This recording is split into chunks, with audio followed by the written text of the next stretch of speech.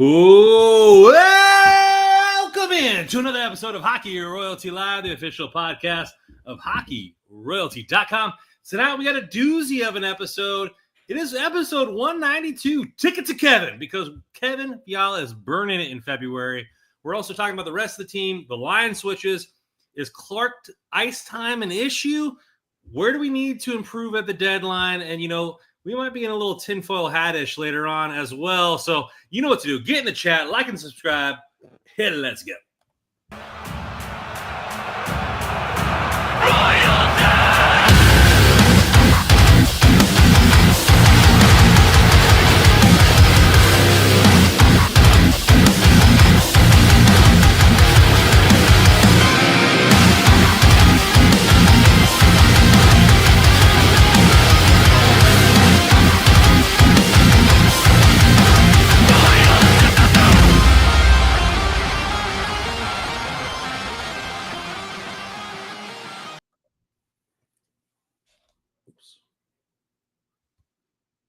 As always, that intro is brought to you by Ezera. Their new song, Blind, out now. As you noticed, back-to-back episodes with Joe missing. He's in the semifinals. Joe coaches high school hockey, if you didn't know. They're in the semifinals right now, so he's killing it. But Russ, how are you doing, my man? Yeah, doing good. Looking forward to a fun episode of talking some Kings hockey. Before we get started, I just wanted to send over some of our best wishes to our guy Jesse Cohen. Jesse hosts the podcast it's not Locked On Kings, that's our other guy, but All the Kings Men on the Kings Network. I've gotten to know Jesse quite a bit over the last few years now that I've kind of started doing this whole thing. And I'd like to say that we've developed a good friendship. I've really enjoyed our conversations. He's such a nice guy. And he shared that he's going through a fight with stage 4 Hodgkin's lymphoma. So Jesse, if you're listening, I just want to let you know we're thinking about you, man. Hope to see you back at the rink soon and talking some hockey. So all the best to you, buddy. Yeah, hopefully the Kings getting some W's and some 2 points eases that transition with going through all that, man. Keep it battling and never give up, man. Where our thoughts are with you. Our thoughts are also with the Kings and what they're playing with, and so actually, you know what? Before we get started, we got a Colin Tully coming here with a $5 holler. Let's do it for Jesse. Prayers to him. Thank you, Colin. Appreciate that. It's never easy, and I'm sure loved ones. I mean, battle for cancer is always a thing with every single sport, and everybody goes through it. And a lot of people have personal accounts with the battling for cancer. So we're all with you, man. Keep up the good fight, and thank you, Colin, for the $5 holler, man. Appreciate that. So with the Kings have played, they came back from the Four Nations. Kings 3 games so far and got 5 out of 6 points. So the team looks pretty good. All the games look kind of similar though. Little trials and tribulation, some very good periods. Russ, what do you think about the teams, how they've responded since the break? Yeah, it's been strange, to be honest with you. If you kind of just look at the results of the games, 3 games, 5 out of 6 points, probably be pretty happy.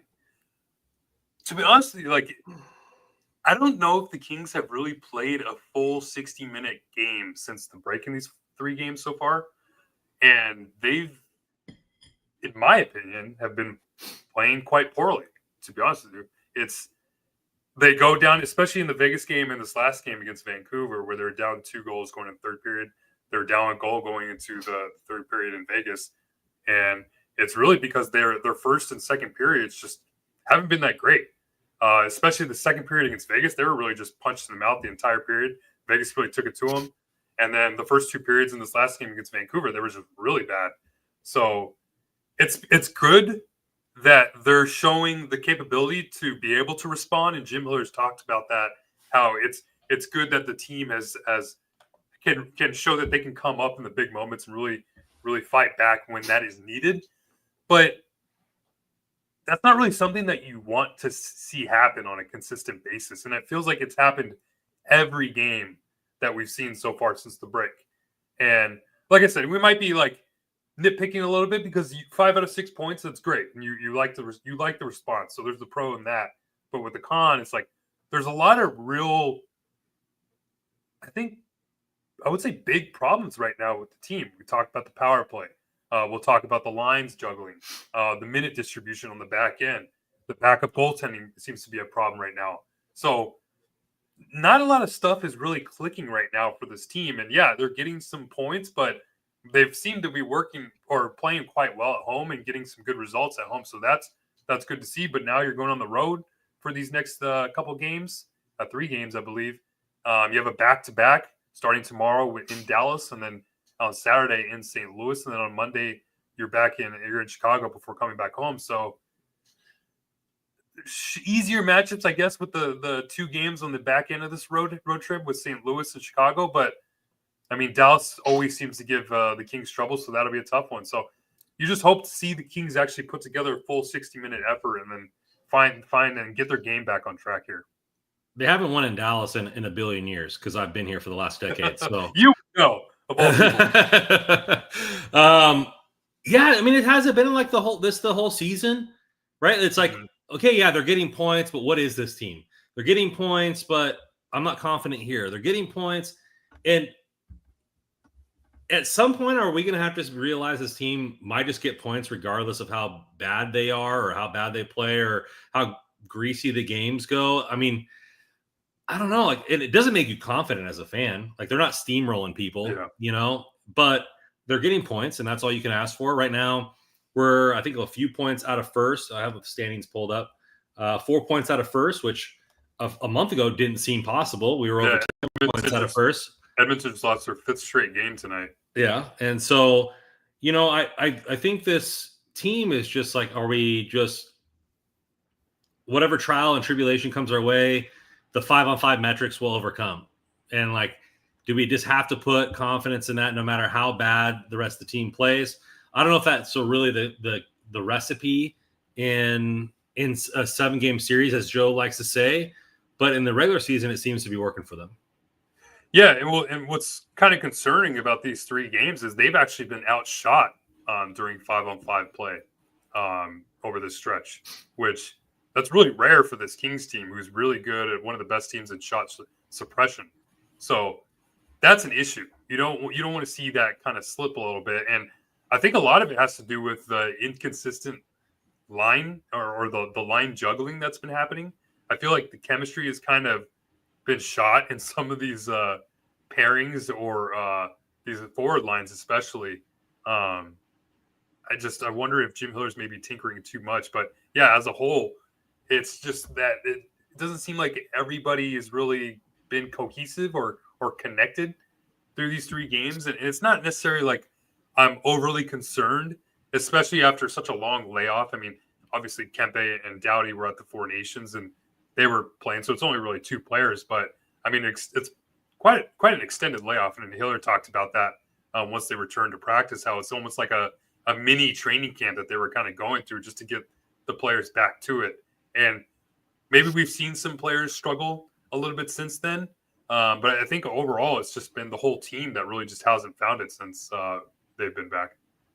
Yeah, I mean, I put away my pitchfork. I was ready to march on LA when Clark got 5 minutes of ice time in game 1.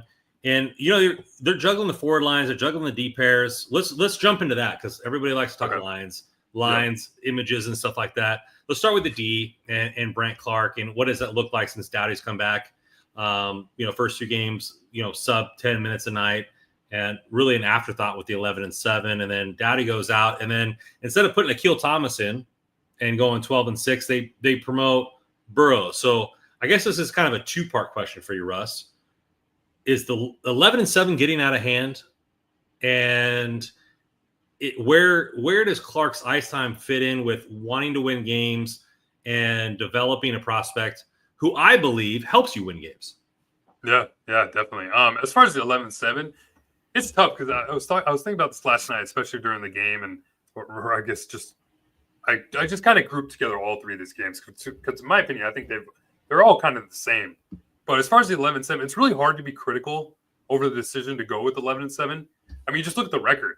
I don't know what the actual record is, but I know it's really, really good. Whenever Jim Hiller is the winningest coach percentage-wise in Kings history. Yeah, yeah, exactly. So, I mean, it's really hard to be critical of a lot of his decision-making, or really any of his decision-making, because it seems to be paying off. So, I guess you just have to roll with it. But with the way things have been going lately, and especially in this last game, I wonder if the 11-7, if maybe Hiller's maybe tinkering around a little too much. And it's good because that tinkering has found some lines that have kind of built good stretches throughout the season. I remember the early part of the year, I believe there was the line with Leferrier, Turcotte, and Fogle. That line was humming along for about 5-10 games. And then just most recently, we had the Byfield, Fiala, Leferrier line. And that was going good. And these last couple of games, we found this Kempe now in Leferrier's spot with Byfield and Fiala. So that seems to be really kind of on fire right now. We'll see if they move forward with that going forward. But, I mean, when you have this 11-7, what's tough about it is that when you're trying to kind of send out that fourth line where it's only two forwards, you have to send out that extra forward. Sometimes you're taken away from a forward from a line that's playing really well. And all of a sudden now you've kind of created this gap in their ice time where, since they're playing that extra shift, whether it be Fiala or even Byfield, whoever, playing that extra shift on that fourth line, then all of a sudden that takes away from the consistent ice time that they would be able to get on the regular line.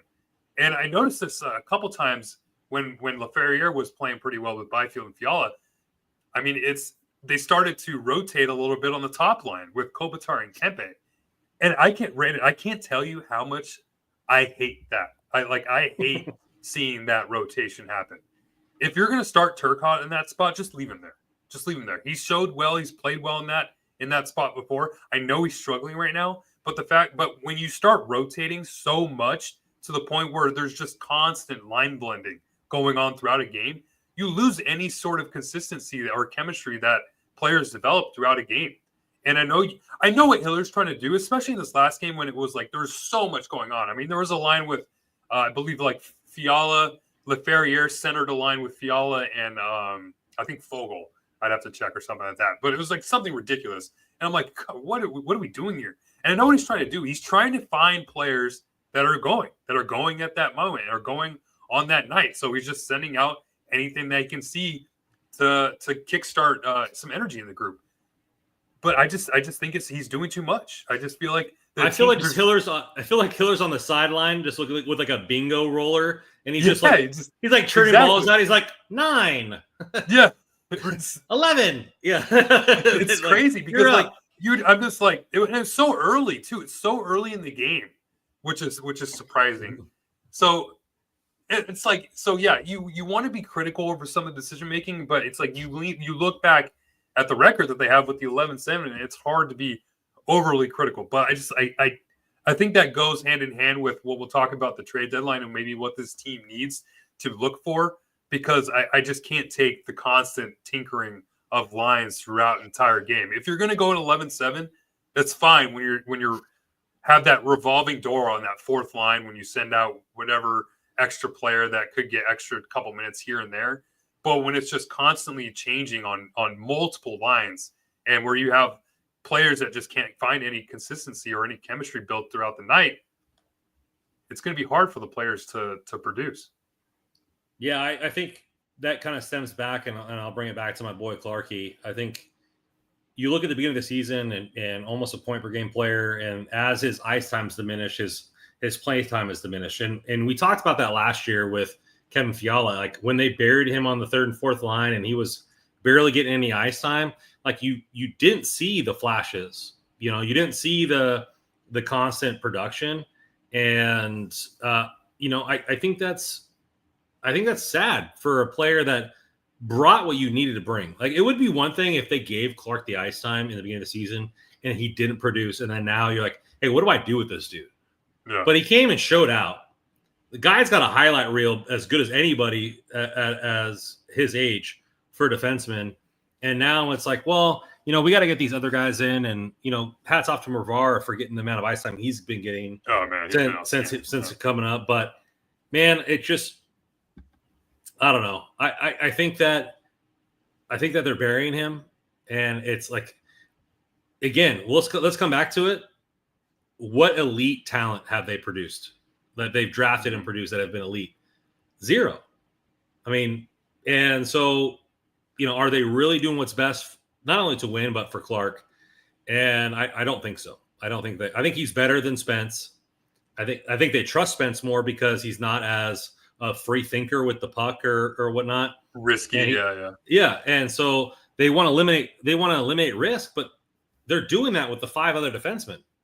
Have a wild card in there, and I think it's unfortunate. And to be honest with you, I'm pro Clark over pro Kings. As you probably guys know, like, I'd rather see him free and on another team and him have a great career than him just get buried here in LA. And I don't know if that will end up happening. We'll see what happens next year, but it seems like they might re-sign Gavrikov, and that limits what you can do on the right side because you're so locked down on what you can do on the left. So it's unfortunate for a guy like that. And, he's been my favorite prospect that they've ever drafted. And since I've been watching the team, and so, Russ getting a little shout out here. Hair's looking fantastic, man. Yeah, I got a haircut. Thought I'd show it off a little bit. There you go. So, somebody say, "Hey, man, Russ is not wearing a hat tonight. He's showing off the locks, showing off the lettuce." It's like Hallie's comment. I know. So, I just feel like it's been tough, and the guy needs ice time, and he's only going to get better with more ice time, and his talent. You might have some of the plays that you saw last night, the up and down, but I just look at. You look at Byfield was struggling, and they gave him more ice time on the first line. Turcotte was struggling, showed flashes, and then he got additional ice time at the top line. It looked like Brant Clark flashed, and they're like, "Oh, assists aren't a stat, and we're just going to dump you to defenseman 7." It doesn't seem. It doesn't seem the same. What do you? Because Hiller was asked this question straight up. Shout out to Austin Stanovich. He asked this question to Hiller. How do you prioritize winning now over developing a player like Clark? And Hiller answered saying, well, I think it was more or less. Well, he really asked him about the 11-7, and then he followed up with the development question. But as far as I was going to point to the 11-7 question where he asked him about Clark and the 5 minutes, and Hiller responded saying, well, it's tough. It's kind of a downside with the 11-7, but we don't ever want a young player playing 5 minutes. And it's like, well, yeah, obviously it's going to be a downside in the 11-7 when Doughty's in the lineup, because obviously he wasn't in the lineup in Vancouver, and Clark played close to 17 minutes. But the game before that with Vegas, it's like, what do you do with Clark, right? You have they really like the pairing of Anderson Gavrikov together, so that's going to be set. That's the problem. That pairing is the problem. Yeah. Okay. So for me, his comments like, "Oh yeah, I like drinking 10 beers on a weekend, but I don't like what it does to my belly." You know what I mean? It doesn't make sense. Winning and development for Clark they're synonyms, in my opinion. Okay. Clark gives you a better chance to win. And besides the last couple months, and granted, he's been playing great, Mervar's been an afterthought. He hasn't been anything to this team. He's been horseradish on a hot dog. That's just a few people like him, and the rest of the people say no. So now he's mustard. Now he's just now he's straight mustard, right? And so I just don't get it, and I don't get it. And this team is locking itself down. They locked down a third line defenseman for 4 years. Mm-hmm. It all comes down to that pairing and the Joel Edmondson contract, and it doesn't allow the team to have maneuverability as the season progresses. You're hoping that Brent Clark progresses into a guy that can get 20 minutes a night. That's what you were hoping this year. From a guy that you drafted 8th overall, that's what you're hoping. And when he showed you he could do that, you're like, oh shit, well, Drew Doughty's coming back. Like, what do I do? And they're panicking right now because Jordan Spence is playing well. Oh, where do I play this guy? I can't sit Joel Edmondson because of his contract. Mm-hmm. And I know Clark's play has gone down statistically, but he's still the same guy. And like that type of guy that needs freedom needs more ice time. When Fiala has been at his best, he's been playing with either top line players or they're just shuffling him in every single line and they're getting him 20 minutes a night. That's when he's playing at his best. Clark needs the same aspect. Like let Clark be Clark. Like that's what we need. And I think they're synonymous. In my true opinion, the only way the Kings make it past round one is if Clark is Clark. And Byfield is Byfield. I think Byfield is the linchpin, to be honest with you. But Clark needs to be that type of player. And I'm so tired of like, oh well, we're winning and all this kind of like he is better than the majority of the D core right now. So what are we talking about? Like he is riskier. You know, he's riskier. Like we're just playing roulette and betting on black and red. Like we're not putting any chips on 17 or 15 or 92. We're just not. We're just doing black and red. And so you can't, it's safe. You can't lose a lot of money, but you can't win a lot of money either. I think, well, I'll push back a little bit because I think I'll say right now, because the comparison right now is between Clark and Spence. And that's, I feel like, who's fighting for ice time. I'll say right now, I think Spence has a higher floor than Clark. I think Clark easily probably has a higher ceiling than Spence. I don't think there's any doubt in that. So I think that goes right exactly to what you're saying with how this Kings management group has always operated. They're always with the safer pick. They're not necessarily going to throw out young talent to try to give them time to kind of develop their talents in NHL games. So it's like, well, what do you do then? Because if Spence is playing, I think Spence is playing really well. You look at some of the advanced numbers too. He's one of the best, if not the best defenseman on the Kings right now in some of those numbers. I know it's a lot of limited minutes. So, but when you have Spence playing at that level, it's tough to find Clark minutes. And that's why I was like, I wasn't necessarily so upset when I saw Clark get 5 minutes, especially in the Vegas game, where it was the Vegas game. You're really defending a lead at a certain point, or was it the Utah game? It was one of the games where we got 5 minutes. They're defending a lead at a certain point. And so you don't, was it the Utah game? It was the Utah game, I think. Yeah, they were up by 1. So Clark, they're not going to send up Brent Clark when they're defending a lead. So there's that, which I'm cool with. But the thing that I'm getting like more toward this needs to happen is Gavrikov needs to go back on the left side. And I know Anderson and Gavrikov have been playing really well. They're one of the top defensive pairings in the league. I don't care. And some of that, but they're one of the top defensive pairings in the league on some of these metrics. But we'll all agree with you. You have to figure out a way to get Clark in there, getting consistent time. And since Gavrikov is now playing that right side, that's what's taken the spot away from Clark. So now instead of Anderson Doughty, which we all thought would happen at the beginning of the year, which we all have seen, Anderson Doughty, that's not happening. So Gavrikov Spence, what we all expected, that's not happening. Even Edmondson Clark, who they pretty much kind of signed Edmondson for, that's not happening either. So, and I know Moverara is playing great, which, it's good to see, but he's not going to have the ceiling that Clark's going to have. He's probably not even going to have the ceiling that Spence is going to have. I've always envisioned... He's not even on the roster past this season. Yeah, I've always been happy with Moverara as the 7th defenseman. Like, that's totally cool with me. I think all of our pitchforks and the shouting from the rooftops and whatnot of playing Moverara is because, like, whenever there's an injury or when Andreas Englund was here, they found reasons to not play Moverara. It was like, what the hell? Well, now that you have this spot and there was that opportunity, especially with Doughty out, it was like, great, we got Moverara in the lineup. You could switch Gavrikov to the right side. Cool, everything's hunky-dory. Let's keep it rolling. Now that Doughty's back, obviously he's going to have this spot that's on the right side. You still want to lean toward Gavrikov on the right side too, where now you have this conundrum where you're as a head coach saying you can't allow a young player like that to play 5 minutes. It's still happening.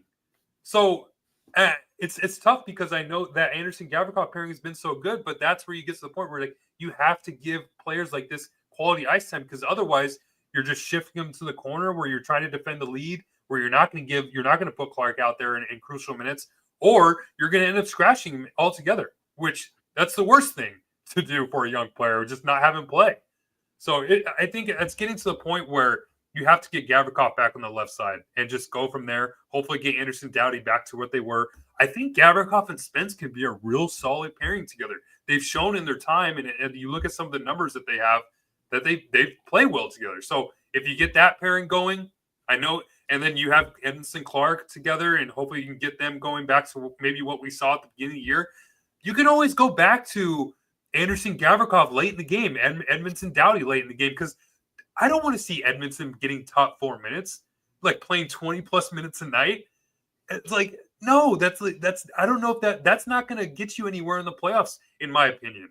Like, he's fine in what we like. Even I'm saying like that's like too much, and I know Joe would hate this, but he's fine in the situation he's at on the third pair, just getting 16, 17 minutes a night, getting those PK minutes, even putting it out there in late minutes. But when you're playing him 20 plus minutes a night alongside your number one franchise defenseman, Drew Doughty, that doesn't excite me at all. That actually makes me quite nervous, to be honest with you, especially when I saw the first goal I believe that the Canucks scored last game, when Spence and Edmondson are trying to cross over, and Edmondson just pretty much fell. Rittich didn't even react to the goal, and that's like is an easy goal for Vancouver. So like seeing stuff like that gets me worried, and that's why I feel like they have to make that switch to go back with Gavrikov on the left side. I mean, Joe would want Edmondson in the KHL for rupees at this point. So yeah. I think sure. I think it's like he's such a line blender, which we've been talking about, but he's unable to make that change with Mikey Anderson and Gavrikov. And I get it. And I get Mervar. I mean, Augie Lenz is saying, hey, the Kings have a 9-6-3 record without Mervar, and then they are 22-11-5 with. Like, I get it. He's been playing well, but he's not your future. And I'll say this again. When Byfield needed a boost, they boosted him up to the first line and said, hey, earn your spot. Like, let's give you a chance. We're going to earn your spot. As soon as Turcotte's been healthy and shown a little bit of promise, boost him up to the first line. Hey, earn your spot up there. You know, and so when Velarde was like, hey, he's struggling in center, let's move him to wing. Let's put him up with the big guys. Let him earn a spot and he flourish. Like, where is that treatment for Clark? Hey, why not play with Mikey Anderson? Like, why not? If Gavrikov's been our best defenseman this year, which I think he has been, like, why not have a 5-10 game stint with Gavrikov and see what you can do? Because if you roll into the playoffs with Doughty, Anderson, and Gavrikov, Clark, and Clark is really humming, like, that's what you're doing. And then not only did they not pair him with a good defenseman 5-on-5, they took him off the power play, which is what he's best at. Yeah. And they've annexed him to Puerto Rico. Like, the guy is having rum in the middle of an island right now. Like, I just don't understand what is going on. Like, they've treated him completely different than any other star player that they've drafted. And I just don't understand it. It's tough because it's funny. So, like, whenever Clark like makes a bad play or maybe makes a read, I just look immediately when I'm on my seat in the press box to see the coaching staff and see the reaction. And I might be speculating here, but I notice certain things that you can just tell, like Hiller just like shakes his head, or even DJ Smith, who I believe runs the defense, kind of just like scoffs at maybe a little bit. So I know, like, they feel in their minds that Clark isn't the player that should be playing right now. Trade him. No, and I'm totally against that, by the way. Like, no, there's no point to trade Clark in a first for Mikko Rantanen right now. No, I'm not. I'm not with that at all. You have to figure out a way to, even if Clark doesn't play this year, like as many minutes as we want him to, he's still going to be around next year. This shouldn't be like a sell all of to win now thing, in my opinion. So trading Brent Clark would be a huge mistake. He's supposed to be the heir apparent to Drew Doughty when that happens. He's also still pretty young, really young. So This is only really his first real kind of full year. And when I you're an still heir, have Russ, high you have to hopes for learn him. how to run the kingdom. When you're an heir, you have to learn how to be a prince. And right now, you can't be a prince when you're sitting in the press box. Yeah. Yeah, and I know he's going to get the thing is too, and I know Clark's probably frustrated with everything that's going on. I see Oliver's mentioned in the chat. He says you can also see Clark's frustration mounting too with that little stick slam after Dano's pass missed him versus Vegas. And yeah, I kind of noticed that too. You would assume that is going to happen with Clark, especially given his personality. He's very outspoken and really a confident player. So I'm sure for him, a player that's always been able to find ice time wherever he's been at, and now he's in the NHL, kind of scraping for time, and he sees probably certain guys playing in front of him. He's probably wondering like what's going on, especially after the start of the season, like we talked about, where he had, I believe, like 11 points in his first 10 games. We thought, oh, this is great. He's going to fill the void for Doughty, and then once Doughty's back, then you have Clark just go right back for Evanson and maybe give him 13, 15 minutes a night. Sweet. Let's I'd go. be fine with that. Let's do it. Yeah, exactly. But that's for whatever reason they just want to keep Anderson and Gavrikov together. I don't want to say for whatever reason, but I know why. It's because they're a real solid shutdown pairing. But that's kind of taken away from any ice time you can give to a young player that desperately needs it right now.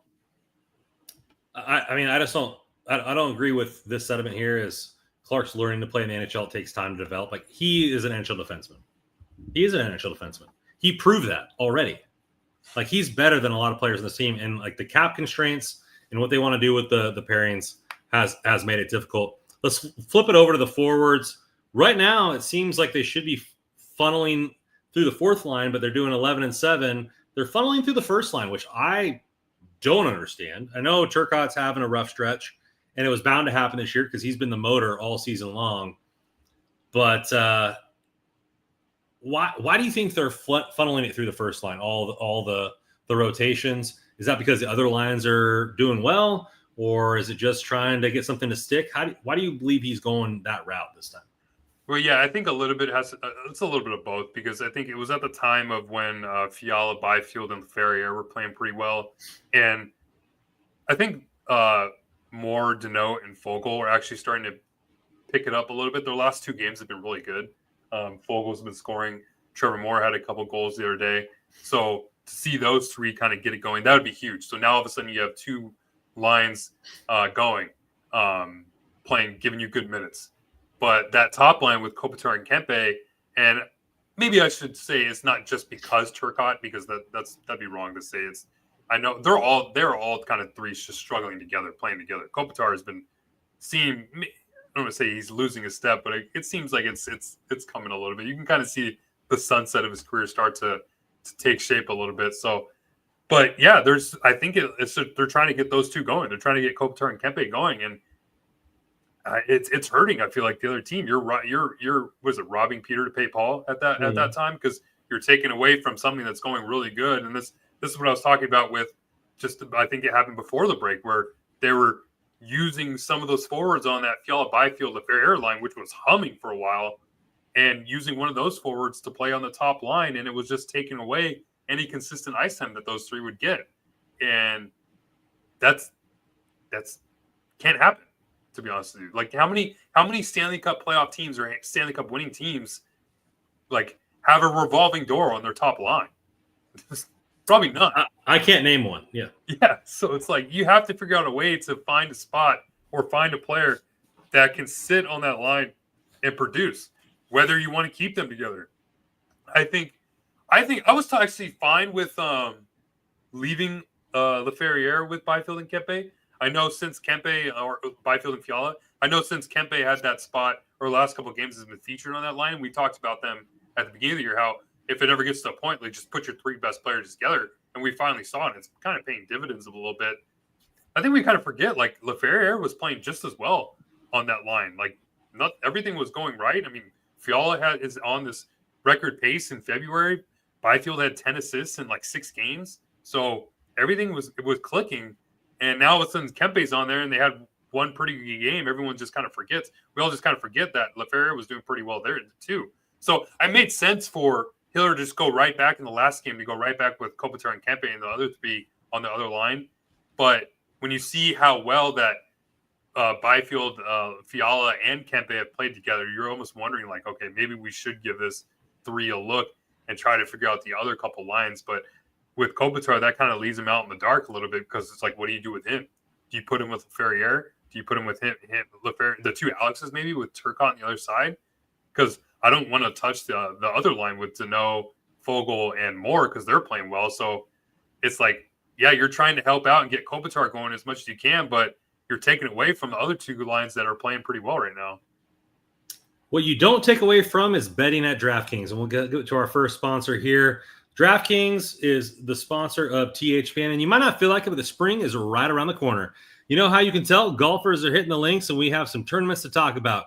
If you want to do more than just talk, put your money where your mouth is. Get it on the tee in the green action with DraftKings Sportsbook. From Thursday's opening round through closing round on Sunday, DraftKings Sportsbook has you covered. With tournament props, live betting, odds, boosts, and so much more. If you've never bet on a round of golf before, it's easier than you think. Just make a pick, simple as a golfer to win the tourney, or make your pick. It's just that easy. And I'm talking about you could do a round robin where you're picking multiple golfers to almost like fantasy football. You could bet on one golfer. You could bet on a tournament. Everything's available for you at DraftKings. And so there's something special here for first timers. New DraftKings customers can bet $5 and get $150 in bonus bets instantly. Download DraftKings Sportsbook and use THPN. That's code THPN for new customers to get $150 in bonus bets when you just bet $5 only at DraftKings. The crown is yours. Gambling problem? Call 1-800-GAMBLER. In New York, call 877-8-HOPE-NY or text HOPE-NY, which is 467-369. In Connecticut, help is available for problem gambling. Call 888-789-7777 or visit ccpg.org.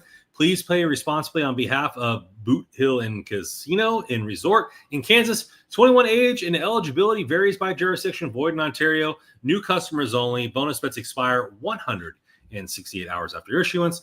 For additional terms, responsible gambling resources and dkng.com/audio. Shout out to our guy, Anthony Carrazzo. He says, what do me and the Kings have in common? Showing up late. What's up, boys? That was a good one. I like it. It's tough, and we'll get to that later in a further segment of what they need to add. But it's the non-consistency in the first line, and maybe it's the falling off Kopitar, which I don't think it is, because Kopitar seems ageless at this point. Kempe played a full tournament, so maybe he's a little tired after that goes. Other lines are boosted up, and we're finally seeing what we wanted to see all year long was Byfield, Fiala, and Kempe. Put your best 3 forwards together and let them run. Is there an antidote for the first line? Is it a new line taking over? Is it the prince becoming the king with the Byfield? As it were to say, where do you kind of feel that? Let me rephrase this question.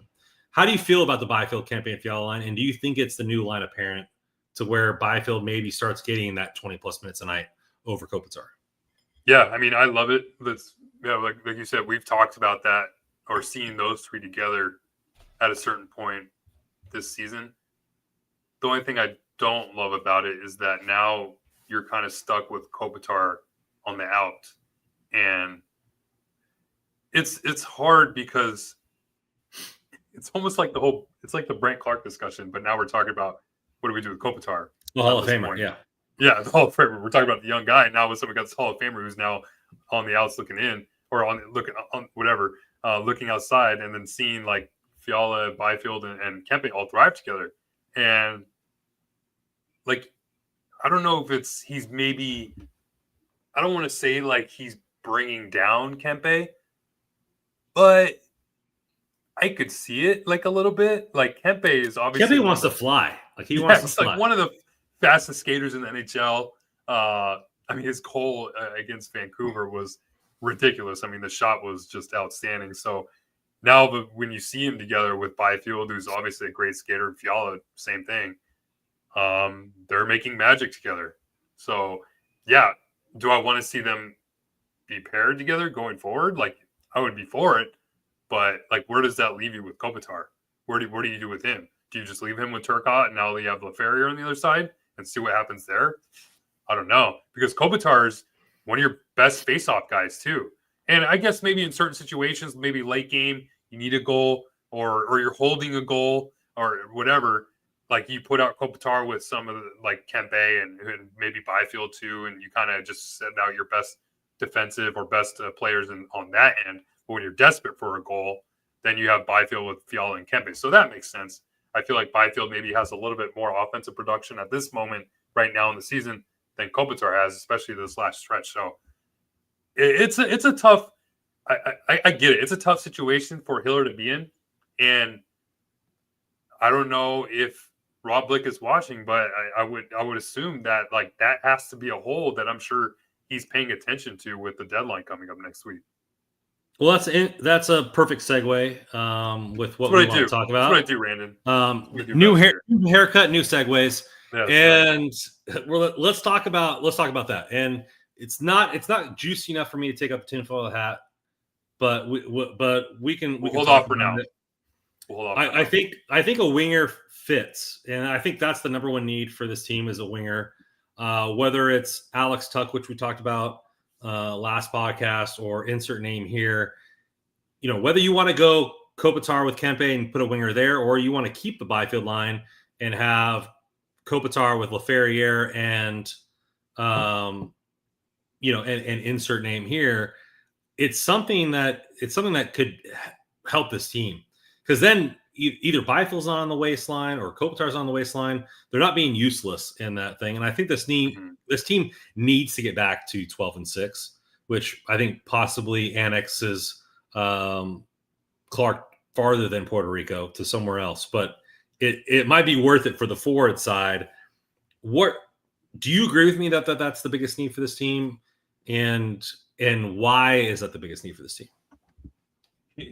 I think it's one of the biggest needs of this team, to be honest with you. And I'll get into the second need I feel like this team needs in a second here. But yeah, absolutely. Like I think when you have Kopitar and Kempe, and then you have that second line of Fiala, Byfield, Laferriere, you have really good depth going at that moment.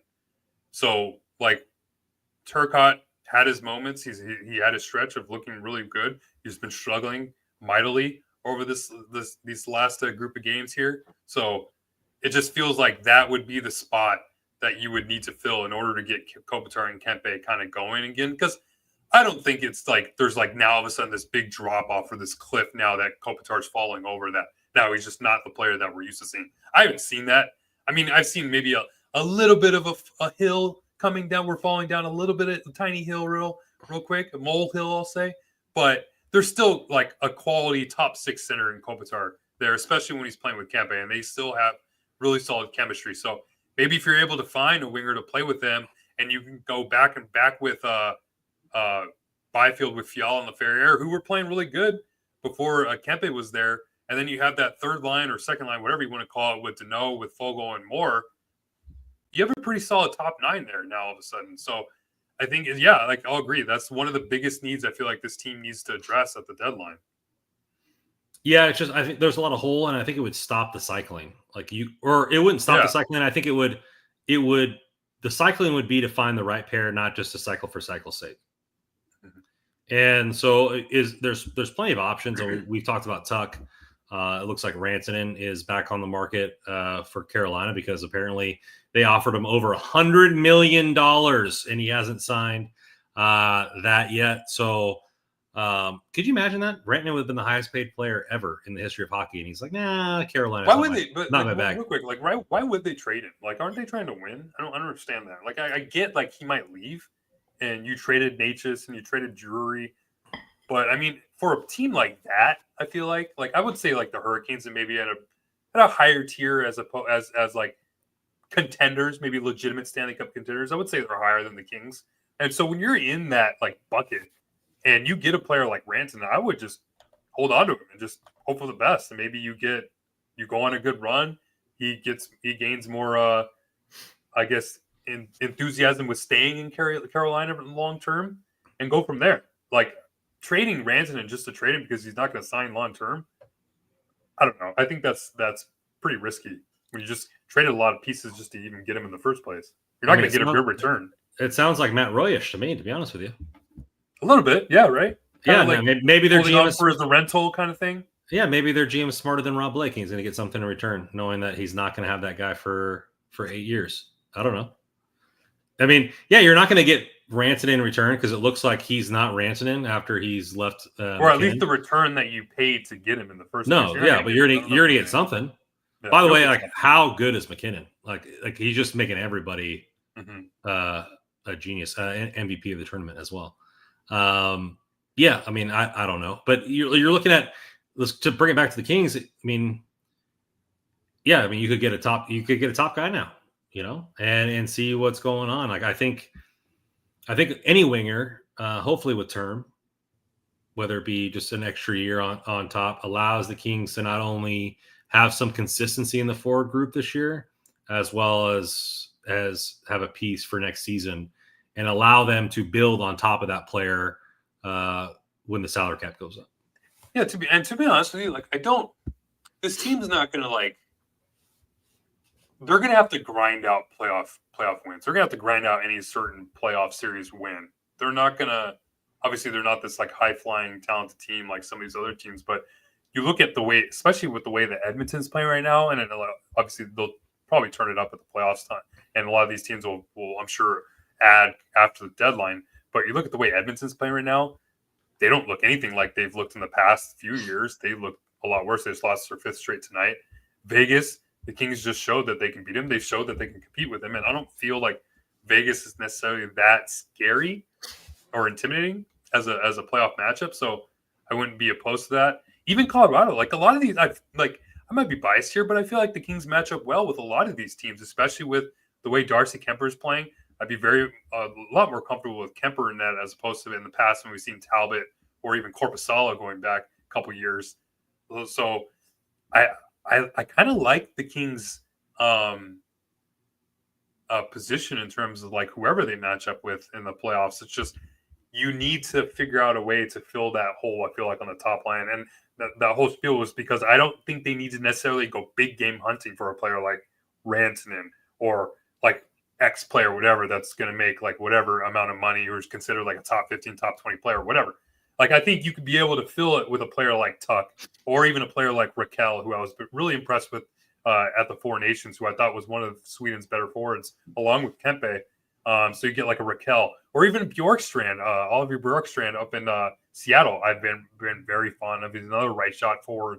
So I feel like if you can get a player like that, along with like another piece on the bottom 6, which I feel like the Kings need to address, I think the Kings can make some noise in the playoffs and even go on a deep run with this team who, I mean, what did we say? Or what did I say at the beginning of the year? Like, this team was only going to go as far as Quentin Byfield takes them.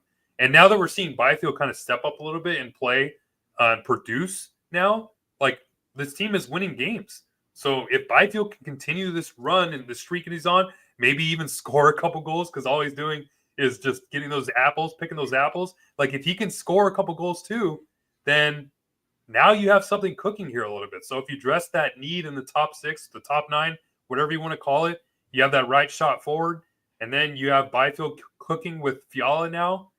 Okay, then we have something to look forward to in the playoffs here.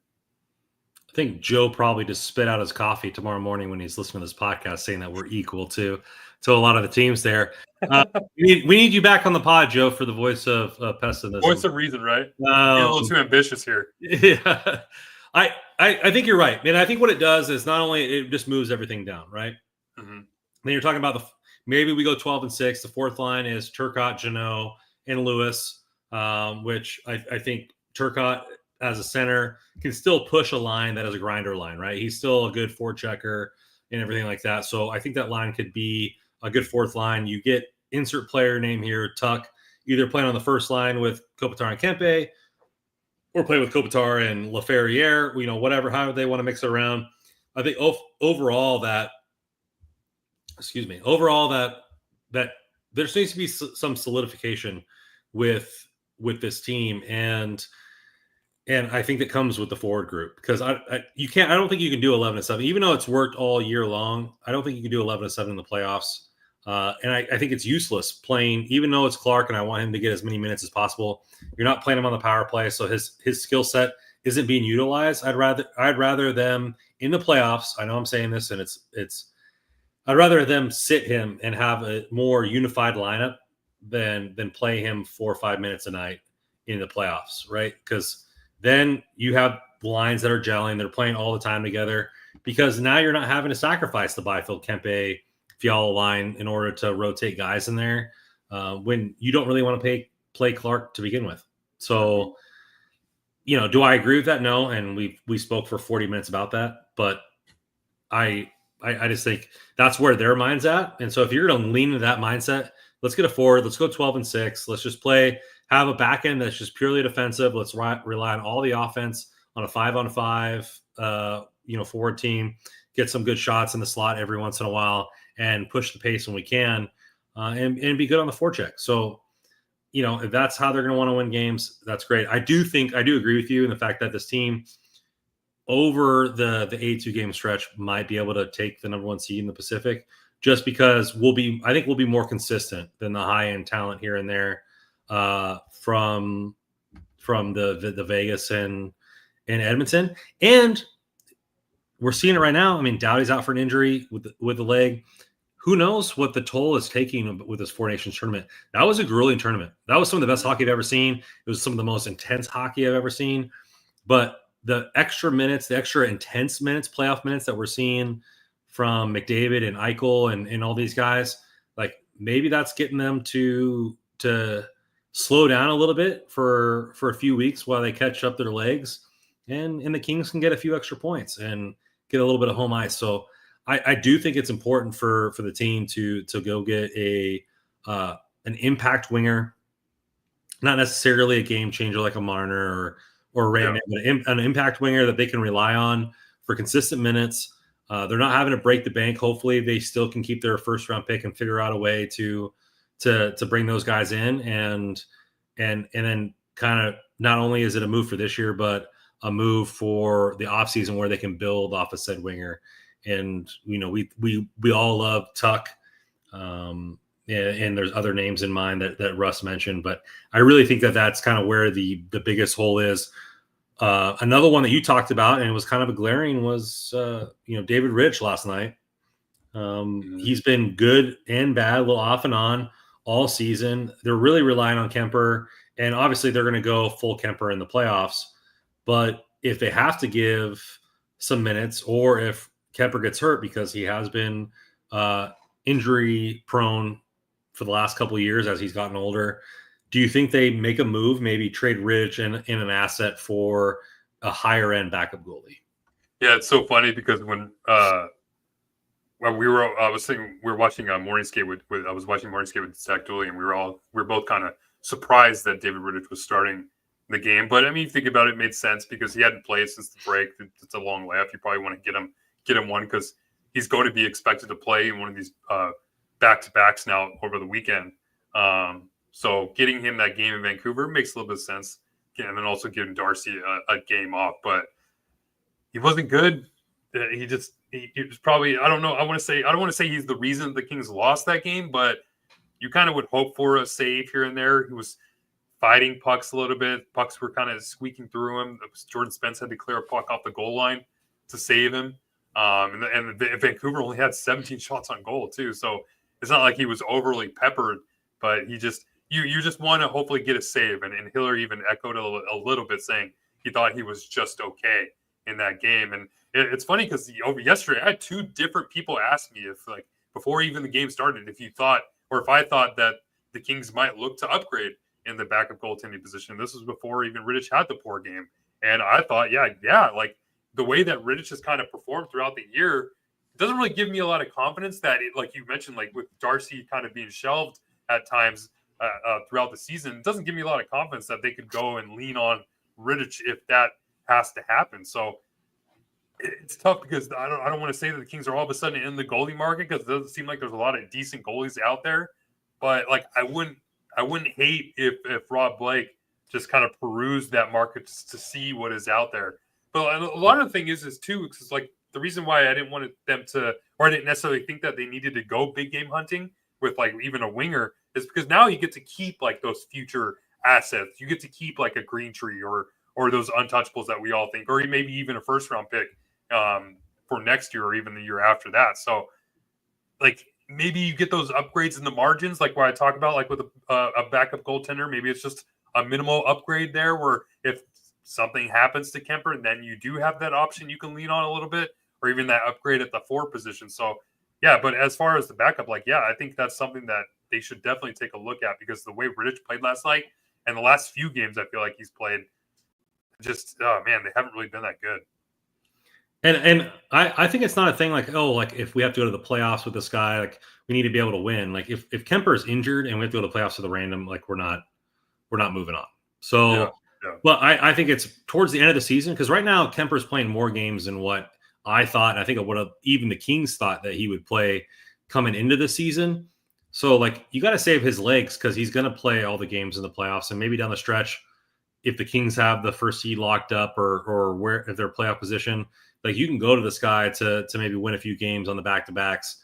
And if they're not confident in Rittich, maybe they get a guy with term. Maybe they get a guy with term, like an extra year, and they have the goalie situation locked up next year. They don't have to go to free agency. Maybe get younger a little bit and see a guy that's that kind of his value has fallen off. And there was something there a couple years ago, and I don't really have a name off the top of my head, but I'm saying, guys, his name's fallen off, but he showed some flashes, and maybe you bring him in, new scenery, and you might have a backup for next season as well. So, I don't dislike it. I think it's just as good as like adding a fourth liner, and just kind of solidifying the depth a little bit with the Kings. Yeah, well, I mean, it's funny because, like, I was kind of with you there when you said that Kemper's kind of played a lot, because it kind of seems like he has, but he's only played 31 games in the year. It's not necessarily that much. I mean, he played 33 last year, and that was with all the injuries that he was dealing with then. 57 the year before that, and 57 the year before that. So I don't see him really getting to that 50. Well, actually, probably get close to like 55 games in the year, but you have 27 games left.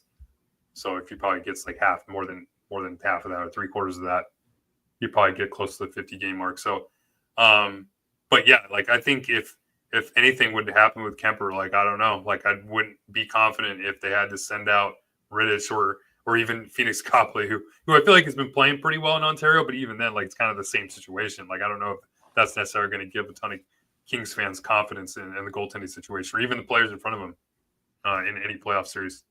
Yeah, I mean, to me, it's not about like what Kemper's played in the past. Like to me, it's keeping his legs fresh, and he's getting older. He has had injuries already this season. The last thing I want to do is get an injury late March, and then you're like, okay, is Kemper healthy coming into the playoffs? Can he handle a full workload? Has he been tested? Like all those questions that I could see popping up if something happens. That's not something I want to deal with. And so why not have a capable backup? And Rich is old as well. Like I don't know if it's one game.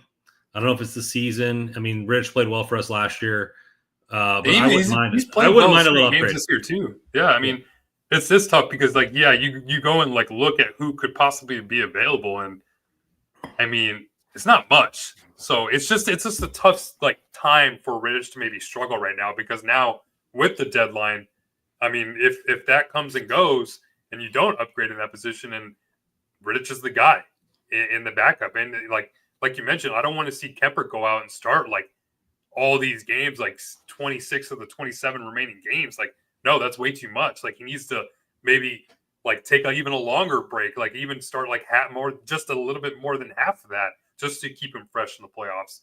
But it's like you don't want to be going out like you mentioned with us comparing like the Kings to all those top teams. Like Joe's gonna throw out spit up his coffee when we're talking about trying to upgrade a goalie, because he's always trying to been about like, no, we don't need a big name goalie or even a big goalie at all, or even a high paid goalie. But now when you're paying Kemper $5 plus million that he's being paid, and now you need to go out and get another goalie to help him out, that's like, ugh. And when you need bigger needs in other areas, it's a tough situation to be in. But I think it's something that Rob Blake has to take a look at for sure. But another position, I feel like Joe would be like, oh, so you want to pay to get a horse, but you don't want him to be a horse like that. Exactly. You're paying this goalie, but now all of a sudden you can't play him all the time. But so I'd like I'm leaning more and more into the Kings trying to get Jake Evans. Right shot centerman on the Montreal Canadiens. I believe his cap hit is like $1.7 million. The Canadiens, there's been reports out there that they're asking for a second round draft pick to get him. And I'm not saying he's going to be the player that would fill the need on the top line or even the top six that the Kings need. But I think the Kings desperately need a right shot centerman in the faceoff circle. And I don't, it's hard to go out there and say, like, hey, you need to go out there and like find that specific need. But Evans, I feel like, can do a little bit more. He's a great penalty killer. A lot of people have kind of speculated that he might get traded along with his penalty kill partner in Yoel Armia over there in Montreal too. But when I look at Evans and you kind of look at what the Kings have right now, their top three centermen are all lefties. So whenever you need you have a big clutch face-off situation or you have a defensive zone face-off on the right side, I mean, you're not really going to send out Trevor Lewis. They've even tried Alex Ferrier at center position a couple times the last few games, and I feel like maybe that could be because they're trying to figure out a right shot to play or to take face-offs for them. So when I see a player like Jake Evans become available, a guy that has over 400 face-offs taken in the defensive zone alone, that's almost as much as Anze Kopitar on the Kings, and he's got a 52% clip at that rate. Like, okay, that's if you can get a player like that who can help you in that certain situation for maybe only let's say like you can do it for like a high end third or like a conditional third round pick. Like let's say like the Kings win a playoff round or they make the Western Conference Final, then that third round pick becomes a second round pick. Like, okay, now we're talking. So like if I'm Rob Blake, like Jake Evans is a player that I would desperately go after to try to upgrade because it seems like the cost wouldn't be that much to fill a position of desperate need that the Kings really need right now. Yeah, I haven't really been too much of a fan of his. I understand that he feels a need with the face-offs, and I really kind of like the way that. I mean, Hiller's been, like I said, lineup blender extraordinaire, and I really like the way the U.S. used Trocheck. The fact that he was the face-off guy, and then he hopped off the ice and let the team go forward. And like he took a lot of face-off, so I could see that like the Kings maybe needing that, and not in addition to Danault and Kopitar, to where hey they have a face-off guy who's maybe he's a fourth liner, but then they can get him on a center line when they really need a face-off from the right side. Like he could be kind of like a specialty face-off type of guy. I'm not against it, especially for a third round pick. I mean, how many third round picks end up being anything? And this team, and in a large part me as well with the fan base, like covets the prospects and the ideal of hey, a third round pick could potentially become a great player because Matt Roy was a 7th round pick and he's a great player, and Mikey Anderson was a 4th round pick and he became a great player. Like those are outliers compared to the norm, and so why not give up a third player for a chance to win this season? Yeah, and another thing too on Evans, real quick. I mean, he played with Danault. He was on that Montreal team when they went to the Cup final, and I believe he played with Danault on a line for some time. So he can play on the wing. So if you're in a situation where you need a big face-off win, put Danault and Evans out there together, who have some chemistry and are familiar with each other. Okay, that sounds like a good situation. Mikey Money says, didn't Evans get hurt last night? I'm not 100% sure, but we're just I don't know. Talking about the type of player that we may need. I've been itching to put on something on my head. I don't really know what I have available there, Russ, but Morgan's question is kind of steering me towards that. Do you expect the Kings to make a trade deadline move before the deadline day, or do you think they'll play it slow and kind of see what it's available? That type of question brings out this bad boy.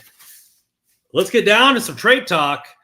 Russ, do you think they're going to be active in the market before was it March 7th is the deadline day, or do you think they kind of wait and see what the market brings to them? I think they wait until I think they wait till deadline day. I think the salary cap probably has a little bit to do with that. You just wait till the last possible moment to get the lowest cap hit you can for certain players.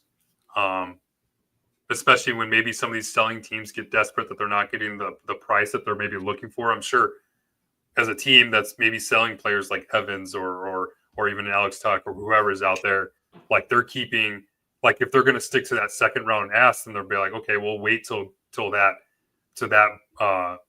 final day, and then maybe that we lower the asking price. But yeah, if I'm the Kings, I would expect them to go all the way up until deadline day where they make the move, and I would certainly hope so. And I feel like it will happen that the Kings do make at least one move, maybe even a couple moves to upgrade the team. Another move that I've kind of considered, or maybe we can talk about here, is let's say they do stick with Anderson and Gavrikov together as a top pair, and then you have Edmondson, Doughty, and you have Moverare, Spence.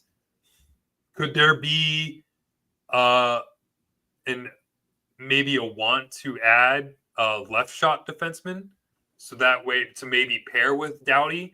That way you can move Edmondson down and not give him 20 plus minutes a night. And I know that will take Moverare out of the lineup, but if you can maybe upgrade that position, that's where I talk about maybe marginal upgrades or what could be this team needs. And maybe you upgrade that position, not to knock on Moverare, who I feel like has been great, but I might be a little worried about him playing in a 7-game grueling playoff series compared to maybe a player that you can look at who might be used to or accustomed and have that experience in that kind of situation. No, I think that they believe Joel Edmondson is the bee's knees, and like he can do anything. And they want him to play 25 minutes a night. I think they want him to get more ice time, and they would love it if he was on the first line. To be honest with you, the first pairing like that, they seem to like him more than any other person should like a player. Would I like them to go get a left shot D? No, not really, because that would end up pushing Clark pretty much out of the lineup almost. One that would push Clark to the AHL, and I also think they want to sign Gavrikov. I think they want to sign Gavrikov in the offseason, so then you're trading an asset for a player that upgrades you for a little bit, because I don't think Gavrikov on the right side is sustainable, to be honest with you. Yeah, I don't know if it's. Well, I mean, I think it's sustainable. It's just, I think for the whole to the lineup, I don't know if it's sustainable because Anderson and Gavrikov have proved that they can play together, and Gavrikov looks real comfortable on that right side. But like you said, I don't know if that is sustainable with having Edmondson playing 20 plus minutes a night. Dude, he's averaging the most amount of ice time in his career right now playing for the Kings. How old is he? 31 years old? Like, he's never played over 20, 50. He's averaging 20 minutes and 53 seconds a night. Last year, he averaged 17:48 with Toronto, 16:26 with Washington. And then before that, 19:34 with Montreal, 19:35 with Montreal. Like, they love Edmondson. Like you said, like, I for me personally, I'm sure Joe would agree with this too. When we get him back on, we would like to see them upgrade that position. But yeah, Edmondson is a player that this team covets, and they're going to give him as much ice time as they can. Unfortunately, I don't know if that's going to help in the playoffs. What might help? Augie Lenz has a good idea here. I need to get a tinted visor. I need to like evolutionize this tinfoil hat. Maybe have a little visor come down. Tom Cruise is saying all Rando needs is some sunglasses. I think I need a whole tinfoil hat outfit. Yeah. Like maybe get some lights in the background. Like this is like a Russian disco over here. Like I'm you ever watched in Moscow. You ever watch The Office? The English or the American version? The English version was with Michael Scott and Steve Carell. Come on. Oh no, I've never seen. I meant like the British version or the American version. Yeah. No, but there's that one episode where Dwight turns into Recyclops. I don't know if you remember this one. Oh yeah. But he like showed up one day with just like a regular, like, hey, I'm Recyclops, blah blah, and they like turn into this big thing. I could see kind of the vision here with the tinfoil hat, kind of coming into your own with its own persona here. Like every week, I'm adding a new piece. Yeah, you're adding armor. Like tinfoil everywhere. Like I could see it happening. I think we're getting somewhere. I think the tinfoil hat comes with speculation, and this was from multiple people that there's been a lot of talks with the Buffalo Sabres, and it literally just said Buffalo Sabres have shown interest in Quentin Byfield ahead of the deadline, and I've shown interest in Scarlett Johansson, but that really hasn't amounted to anything. I don't really think there's much news with Sorry to hear that, man. I'm sorry. I know. Well, I mean, I'm lucky to have the wonderful Amber as my girlfriend, but because she has been better than any Scarlett Johansson could ever be. But I just think Good save. Good save. I just think that it's like, yeah, they're just throwing around, and I'm here for it because we were talking about Jordan Kyrou. Somebody brought it up in the chat. Was like it was Pierre LeBron was saying Kyrou for Spence and a first and more and. What about Kyrou? Do you think that Do you think that St. Louis trades him at all, or do you think that he's even on the list? Would Byfield ever be on the list for anybody outside of a genuine superstar? Like, do the Kings have the huevos to pull off that type of trade? No, I mean, it's funny because like when that article yesterday came out with Byfield, I think it was Nick Kyprios included Byfield on his trade watch list. I mean, everybody that I talked to in the organization at the rink the other day pretty much just laughed at me whenever I brought it up. They just like thought it was the most hilarious thing that would even be considered. So as far as possibly trading Byfield, I could say like 99.9999 whatever percent, maybe even just like I'll just say 100 just to be flat out. Like that's just not going to happen, to be honest with you. Do you think that? I mean, we'll say Buffalo. Do you think that Byfield in a first for Tage Thompson would be a fair trade?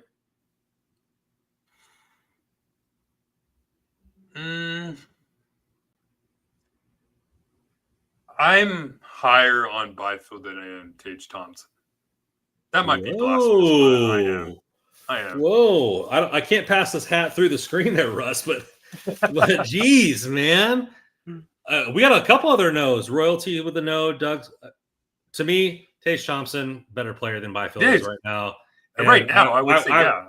And I would do Byfield in a first for Tage right now. I would. Yeah, and I'm sure right now that would definitely make the Kings better. But I mean, I've seen the flashes I've seen from Byfield and some of these plays he's made. He's only 22 years old, and some of these highlight reel plays he's made are just so ridiculous. And I feel like they're turning him in. And like, yeah, we're critical of a lot of development that this Kings team makes, but I'm really happy with the way that they've kind of handled Byfield and what they've turned him into. I mean, he's very, very aware of what it requires to be a legitimate, like, two-way centerman or what it requires to win games and win hockey, win every shift pretty much. I mean, when you watch a player like Anze Kopitar and you want to have that same kind of defensive prowess, and I'll even include Philip Deneau, who's kind of similar in that aspect on maintaining the two-way game.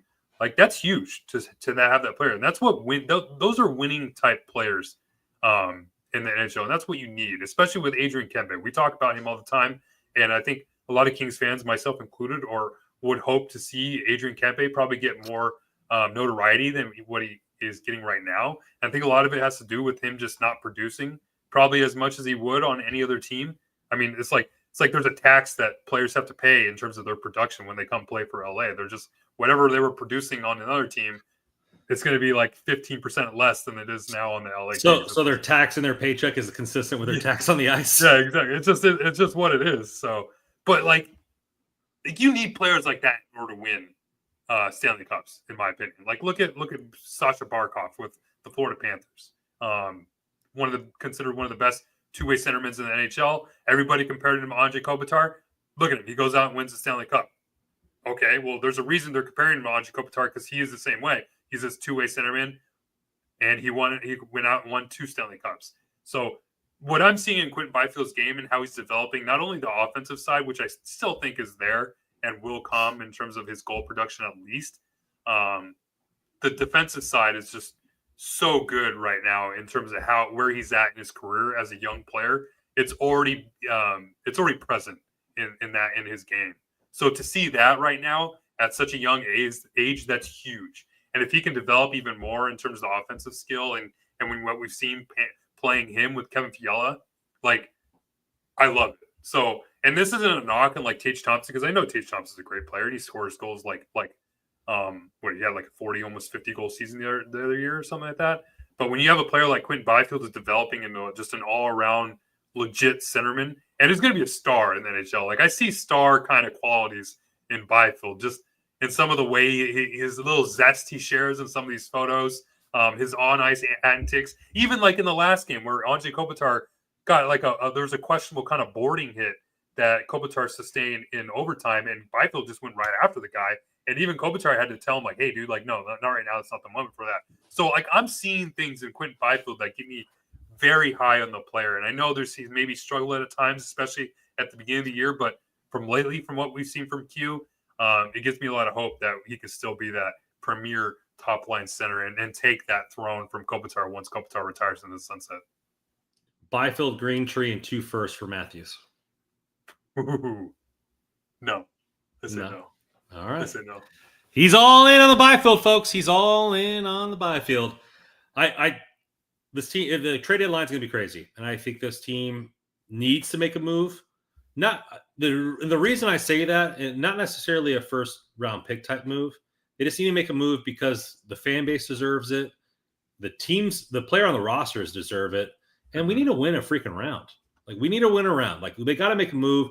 The organization has got to show that they are trying to go all in, and they try to do that in the offseason, but all those moves, Jeannot is not a move. Joel Edmondson's not a move that we're all inspired about. Like, they got to make a move that inspires the fans, and I think an Alex Tuck level move does that. Do you have to give up a first to do that? Maybe you have to do it if they feel like they need to make the move, or a Raquel, right? He's a little bit older, so the price would probably be a little bit less. I'm down for Raquel. Like, I'm down for a player. Let's throw some aging assets out, that type of stuff. I mean, I think that the fans deserve it. I think that the organization deserves it. And I think that the players on the team deserve it. So they need to make some sort of move. And I believe we're still cooking it up. Not 100%. I think we're going to do a deadline live show. Again, we just got to make sure that the schedule's aligned for all of us. Russ, man, great episode tonight. I'm getting excited about this Kings. I do think that there is a little bit something different. I just can't put my finger on it. And it's tough, like, to get inspired. Like, they're winning games, but they're not winning games great. And maybe that's what you need. Maybe we just need some gritty 7-series games here. You know what I mean? Mm-hmm. Yeah. I mean, we even asked Mikey Anderson about that home record and how, and he brought up the fact that they're winning games just in all sorts of different ways, which is a good sign. That's really good to see for a team that just can't win just one certain way. Like, they're able to slug out a win however it happens on the ice. It's just, you want to see them, and I know it's just maybe been struggling a little bit, and it's funny to say struggling because they still got 5 points out of the six that were available in these last 3 games. But you want to see them put together a full 60-minute effort, and it's going to be tough with the first game on the road in Big D, where you're at over there. Teams had our number over here, but they're missing Heiskanen. They've been kind of struggling from what I've seen. I haven't really watched the last couple of games, but before the break, they were getting some games, but they weren't really cohesive as I normally see them here. But they always got the Otter, and he can give you a win at any time. It's going to be interesting on the stretch. And in past years, been so pumped for the playoffs, and I'm like, hey, like, we can do it. This is our year. And this is the most pessimistic I've been. And maybe they'll actually pull it off in spite of my pessimism and Joe's pessimism there. Throw out some hockey love for Joe. Hopefully he's on our next episode right now, trying to battle for the state finals championship with his hockey team there in Rochester. So give some love for Joe there. Russ, always a pleasure. Please go on hockeyroyalty.com. Check out all the articles we've been writing. Kyle Garcia, Colin Carson has been writing plenty of articles for the Reign. And the Reign are on fire. I believe they're in first place, if I'm not mistaken. They're humming along. I know they just made a trade. The last part of the Tyler Toffoli trade, Tyler Madden gets traded away, and so that. I mean, he was one of my darlings. I really liked him. I know. I was pretty high on him when they first got him. It was tough. And so trade him away. They needed a defenseman, so that team's playing pretty well. Hopefully Portillo can get back there in the pipes and make a run in the playoffs. A lot of stuff going on in Kingsland. I hope for a good trade deadline. I hope you don't get the 3 hours waiting for nothing, and then you get a then Tommy Turtle gets traded to the Golden Knights. Yeah, that was fun. So we'll see how it goes. Please hit that like button on the way out. And you know what? Right now we still got it is Ticket to Kevin. And right now we still got $20 Let Kev Be Kev t-shirts. Just go ahead and message Russ or Hockey Royalty on Twitter to get those sent to you. If you want the combo, $38 for the Moore and Kev combo, DM NHL Russell or the Hockey Royalty. Code word Spence right now because he's been taking ice time away from Clarky Boy to get that combo. And as always on this podcast, go Kings go.